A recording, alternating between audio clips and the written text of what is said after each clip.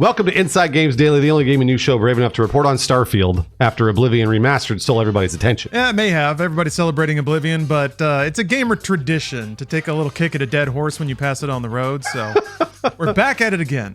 Games Radar caught a post on the Starfield modding Discord on behalf of one of the more prolific community patch efforts. Yeah, players noticed that the Starfield community patch, the dev team for which actually formed over a year before the game even launched, that actually hasn't been updated since last September. So people are like, what gives? Oh man, the patch's goal is to provide an all-in-one suite of bug fixes and updates that are commonly needed for Bethesda games at launch. One of those default installs, yeah. Group member Pickysaurus posted an update to address those concerns, saying that the members of the community team don't have the, quote, time or motivation to curate the patch anymore. Oh, man. Pickysaurus attributed their absence to a new puppy. Well, that's nice.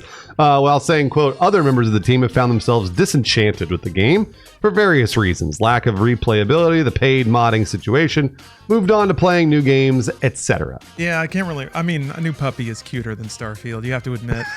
But without any fresh blood or fresh interest, they, quote, may have to retire the project and direct users to Arthmur's patch going forward. Yeah, that's the unofficial Starfield patch, a similar all-in-one bug fix mod for Starfield. Yeah, this incident's kind of familiar, although a lot less incendiary. We reported on this back in December 2023. Skyrim Together developer mod CosiDC gave an update on developing a similar co-op mod for Starfield. And in that update, he called the game fucking trash. Yeah, this was, I remember this one. He said, quote, I made a start on Starfield Together, but Starfield is ass, so I stopped working on it.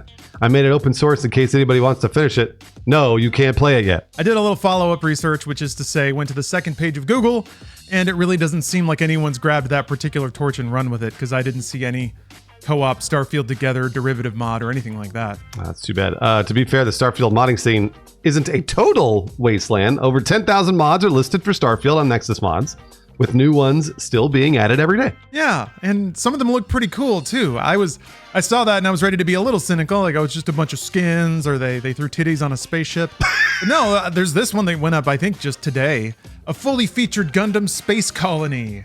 It's got like shops and player housing and NPCs, and like, it looks really cool. That'd be a neat place to stop if you want to check the game out again. Yeah, that is cool. Then again, Oblivion Remastered, which came out less than a month ago, already has 2,500 mods uploaded. And Bethesda doesn't even officially support mods for that game. So, you know, you got a little bit of a head start. It is Oblivion, though. Everybody loves Oblivion. Yeah, and then informally, I've seen that consensus from a lot of modders that while it does have, you know, the Unreal shell on top of it, it really is just Oblivion again under the hood.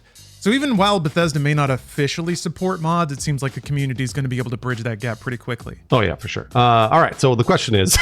what's next for Starfield? Because this was supposed to be the premier brand new IP for Bethesda. Lawrence, you must have an answer to this question. I wish I did. Yeah, there's not a whole lot of info out there. Everyone's expecting more DLC at this point, especially given the pace of DLC releases for Bethesda games in the past, but not even a peep. So who knows what's going to happen? Maybe it's Summer Games Fest? There's also the potential of Starfield on PS5, which seems what's the word? Inevitable? Yeah, inevitable. Exactly. Yeah, it seems inevitable at this point. So what gives? Is it must be challenging to port? Who knows? Either that, or I think there's probably some exclusivity contract. I was expecting a two-year thing. So maybe in September of this year, if the PlayStation owners are lucky. But Bethesda alluded to exciting things planned for the game this year, but that was back in March, and it is now May. So maybe Summer Game Fest is a safe bet that we might see some sort of announcement. Yeah, or maybe just a bigger community update. They've been trickling out updates to the creator kit and things like that. Speaking of, Starfield was updated on May 6th with a general bug fix patch fixing some stuff in the DLC. It's a beta patch though, so it's not even like a full patch, but anyway. There are still some active beating hearts working on the project at Bethesda. It doesn't seem like a ton. Yeah, which something you alluded to before, Bruce. It's kind of disappointing given this was their first huge game since Fallout 4 in 2015, I think. Hold on. Yeah, 2015, 2016, one of those years, way back. That's a while. And I think in that gap of time, expectations got pretty high, and you can understand that. And yeah, what landed was a little confusing and constricted in scope. So I think everybody was also kind of deferring their disappointment. Oh, maybe the patches, the mods, official DLC, expansions, that'll fix it. And here we are, still not fixed Not a whole lot of prospects for the future either. Although, yeah, who knows? Maybe we'll get some treats at Summer Game Fest. Every time we report on Starfield, I talk about how I enjoyed the game, because I did. I enjoyed playing Starfield. I played probably 100 hours of it. Played DLC. I will say, when they first released the creation stuff, which is basically the mods that are in Starfield, those mods are really cool and really easy to download. So if you can launch Starfield and you just want to like pile in a bunch of Star Wars mods, it really is fun and it will give the game new life. Now that said, I haven't gone back to it. So I did all that Star Wars stuff. I'm sure there's plenty more mods since I did that last. But I haven't gone back to it because really, I mean, like, maybe I would have tried it had Oblivion Remastered not just come out. Oblivion really has stolen the show, and there's so much more charm to that game because there already was charm to it 20 years ago. So, and Starfield feels very sterile. A lot of people have already talked about this. It feels very milquetoast, very, very safe. And they really can't change the DNA of the game at this point. That's what it is. And the mods are the only thing that really are going to keep this thing alive. And it's unfortunate to hear a lot of the modding communities just being like, nah. But I do encourage, if you do like Starfield at all, go and check out the mods that are in that Bethesda shop or whatever. Most of them are free. Actually, I would say all of them, almost all of them, are free, and they're really easy. So give it a shot if you care at all about Starfield. Yeah, I think I can see how minds might be split on this, but in my opinion, to Bethesda's credit, and especially on their socials, they do a pretty good job of elevating a bunch of community projects. Now, a lot of that does go through their own store, because they very clearly want to make their games also kind of like a content platform. It's I think the Roblox influence trickling on down the chain. And there's I don't know, there's a world where that can be, but clearly it's demotivated people in the mod community, so it's kind of interesting how that comes and goes. But yeah, that does mean that there is at least an approachable and usable store where you can just download new content and try it out right inside that ecosystem.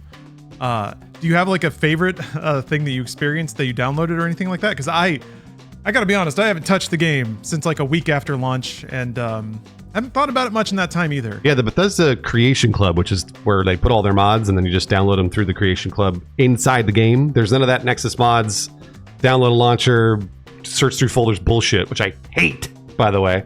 So I'm a big fan of the Creation Club. Unfortunately, got a lot of really negative press because of the fact that you had to pay for that one mod, which was stupid. That was dumb.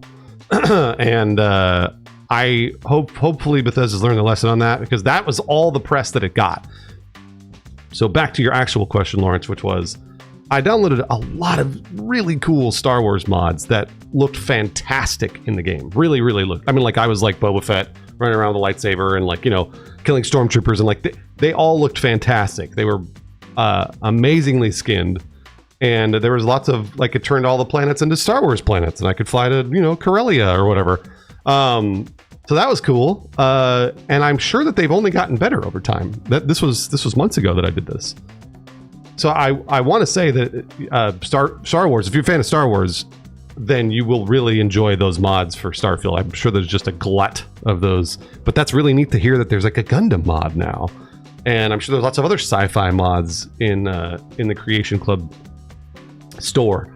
So that was probably my favorite moment about Starfield after the fact, is putting in a bunch of Star Wars mods and making it a Star Wars game.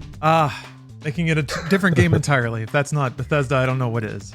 Well, speaking of, we'd like to shout out an extra special Inside Games patron that supports the show. Today's extra special Inside Games Inside Gamer is Sherwin Sanchez, who's in the process of making a beautiful Starfield mod that turns every NPC directly into Todd Howard. Doing Lord's work, Sherwin. Thank you very much.